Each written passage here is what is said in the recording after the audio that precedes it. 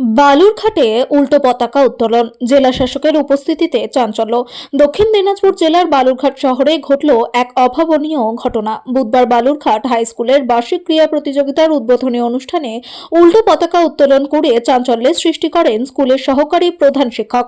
অনুষ্ঠানে উপস্থিত ছিলেন দক্ষিণ দিনাজপুর জেলার জেলা শাসক বিজিন কৃষ্ণা, জেলা পুলিশ সুপার চিন্ময় মিত্তাল ও বালুরঘাট পৌরসভার পৌরপ্রধান অশোক কুমার মিত্র সহ একাধিক বিশিষ্ট ব্যক্তিত্ব। স্বনামধন্য বালুরঘাট হাই স্কুলের মতো প্রতিষ্ঠানে এমন একটি ভুল হওয়ায় এলাকাবাসীর মধ্যে ক্ষোভ ও হতাশা প্রকাশ পাচ্ছে। ঘটনার ভিডিও এবং ছবি ইতিমধ্যেই সামাজিক মাধ্যমে ভাইরাল হয়েছে। অনেকেই প্রশ্ন তুলেছেন, কিভাবে একটি স্বনামধন্য প্রতিষ্ঠানে এমন অদক্ষতা হতে পারে। এই ঘটনা একটি প্রশ্ন তুলে দিয়েছে প্রতিষ্ঠানের দায়িত্বশীলতার বিষয়ে। সমাজের একটি বড় অংশ মনে করছে এমন ভুল এড়াতে আরও সতর্কতা অবলম্বন করা উচিত ছিল।